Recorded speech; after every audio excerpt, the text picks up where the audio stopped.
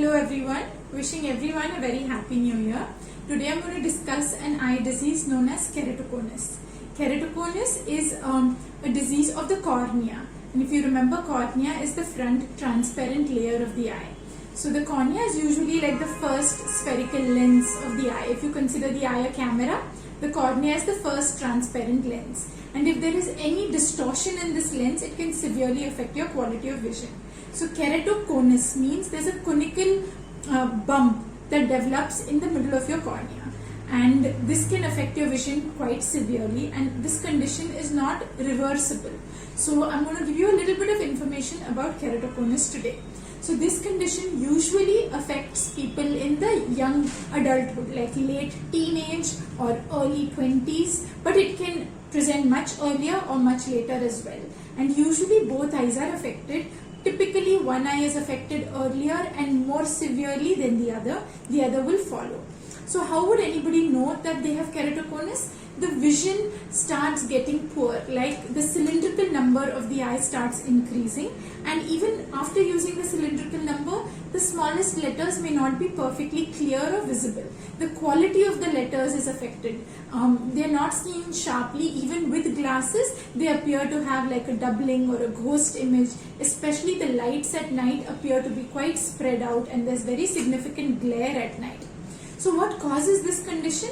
The only known factor that contributes to progression of keratoconus is eye rubbing. So people who have allergy on the outside of their eyes, like every year if you get a seasonal allergy, and people who have a habit of rubbing their eyes can develop keratoconus. An additional hereditary or a genetic component is also in play other than the environmental factors.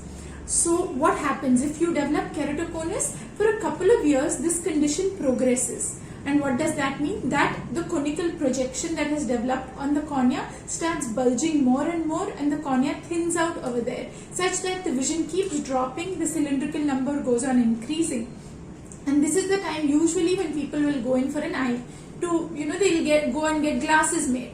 But if you have, it can easily be missed as well.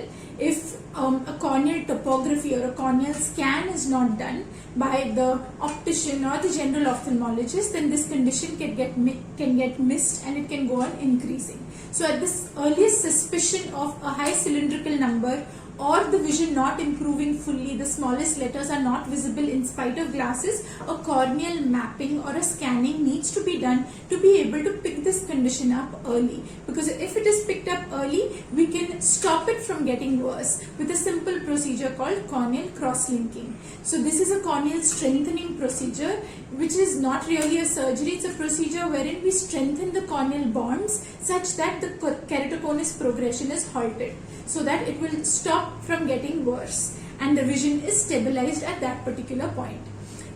Cross-linking is required in keratoconus only if it is in the stage of progression. Only if the age group and the vision is dropping, number is increasing, then we can do cross-linking to stop the disease from getting worse. If it is picked up at a later stage, it is likely that it is already stable and a cross-linking procedure is not entirely necessary. At that stage, we can just follow up every 6 months or every year with a corneal scan to make sure that the condition is stable and not getting worse.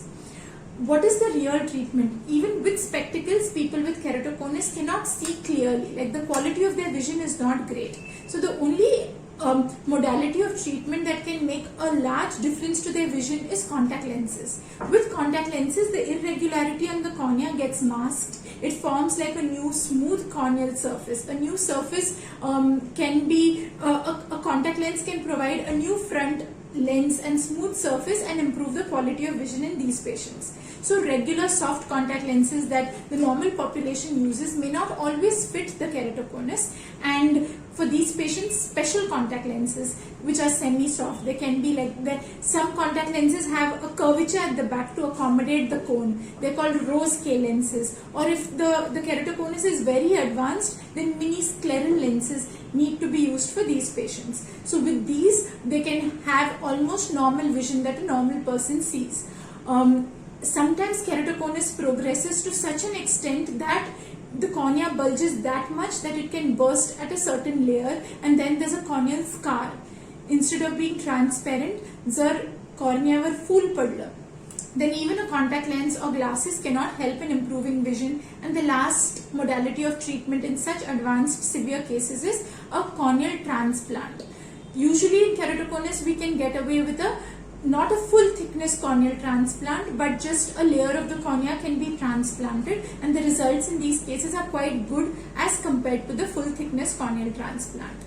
Laser surgery to correct the number can never be done in these patients because their cornea is inherently weak, and doing a laser procedure to remove the number can worsen it even further.